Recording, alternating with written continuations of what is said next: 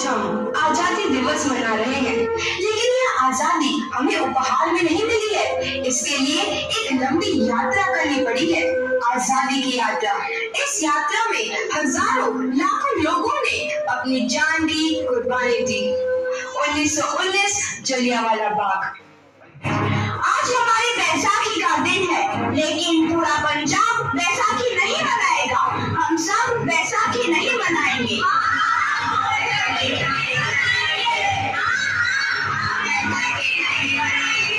जब तक हम अंग्रेजों को भारत से बाहर नहीं निकाल देते, पूरा पंजाब बैसाखी नहीं मनाएगा।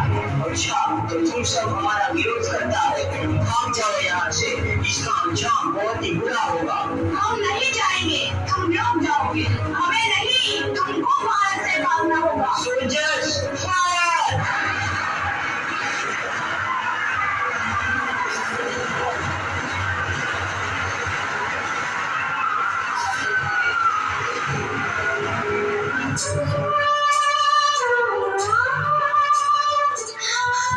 ये जमीन हमारी, ये धरती हमारी, ये खेत हमारे।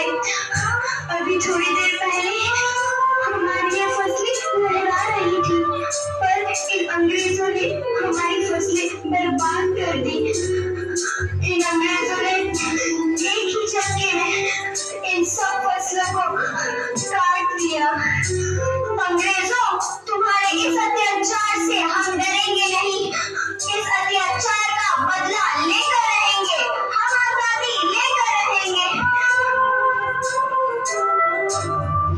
जलियांवाला बाग हर हिंदुस्तानी की आंख नम कर गया। इस कांड में कितने मासूमों की आहुति चढ़ गई, इतनी हैवानियत से इंसानियत कत्ल कर दी गई। जलियांवाला बाग के हत्याकांड ने आजादी की आग में घी देने का काम किया।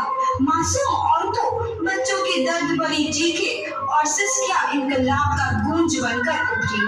लाला लाजपत राय, भगत सिंह, राजगुरु, सुखदेव सरीखे क्रांतिकारियों ने भारत की इस जमीन से विदेशी दरिंदों को निकाल फेंकने के मंसूबे मजबूत कर लिए। 8 अप्रैल 1929 लाला लाजपत राय के नेतृत्व में साइमन कमीशन के खिलाफ एक भारी जुलूस निकाला गया।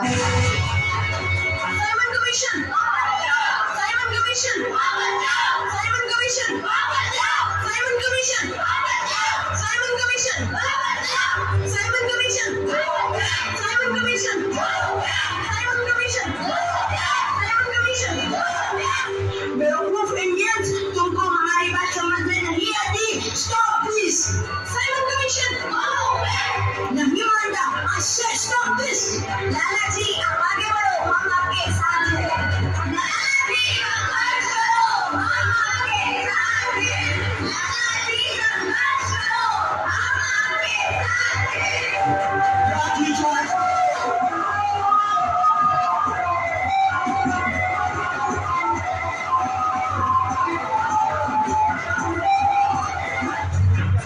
लाला जी को तो बहुत गहरी चोट लगी है, उनका सर फट गया है।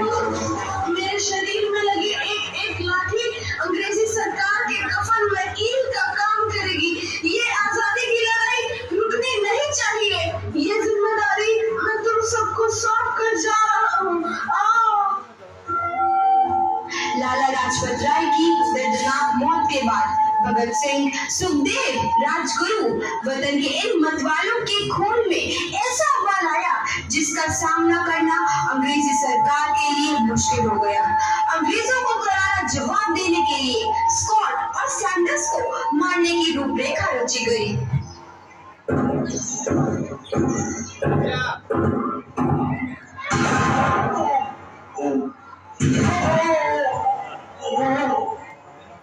सैंडर्स मारा गया। चारों तरफ तहलका मचा था। दीवारों पर लिखा था, लाला जी की मौत का बदला ले लिया गया है। भगत सिंह समेत सभी वहां से फरार हो गए। 8 अप्रैल 1929 दिल्ली में ब्रिटिश सरकार की सेंट्रल लेजिस्लेटिव असेंबली की बैठक में 2 बम धमाके की आवाज सुनाई दी।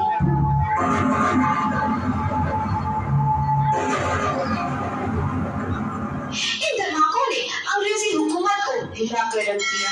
इस घटना को अंजाम देने वाले भगत सिंह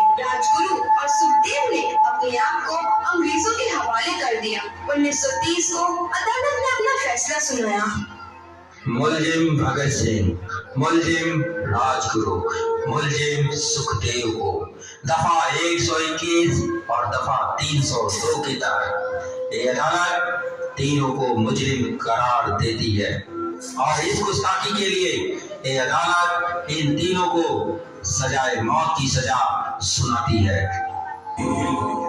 सरफरोशी की तमन्ना अब हमारे दिल में है, देखना है जुल्म इतना बाजुए कातिल में है।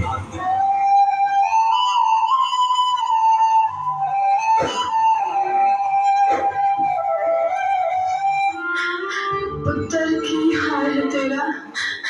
मैं चंगा हूँ माँ, फिक्र करने की कोई गल नहीं।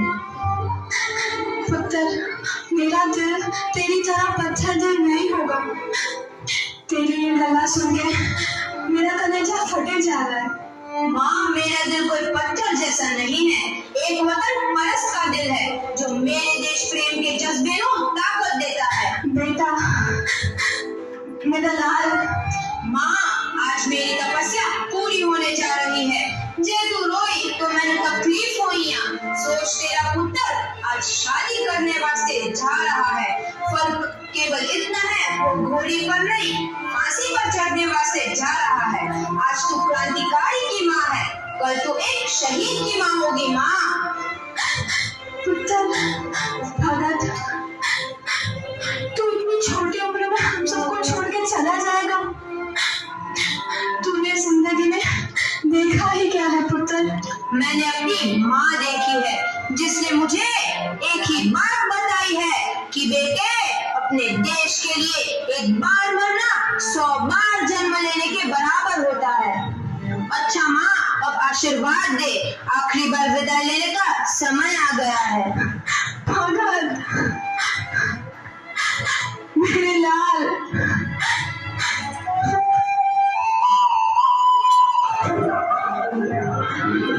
भगत सिंह, तुम्हारी कोई आखिरी ख्वाहिश? हमारे हाथ खोल लिए जाए। हम तीनों दोस्त एक दूसरे से गले मिलना चाहते हैं, उनके हाथ खोल दिए जाए।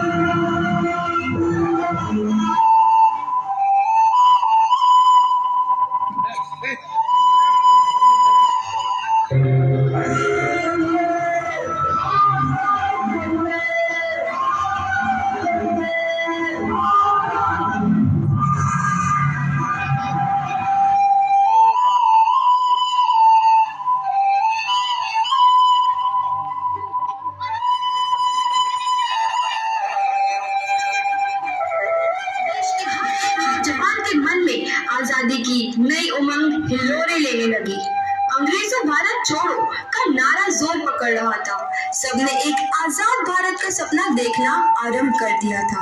हर कोई अपने अपने ढंग से इस महायज्ञ में अपनी आहुति दे रहा था। सुभाष चंद्र बोस, रानी लक्ष्मीबाई, तात्या टोपे और मंगल पांडे जैसे शहीदों की कुर्बानी की जगह 15 अगस्त 1947 को भारत आजाद हुआ।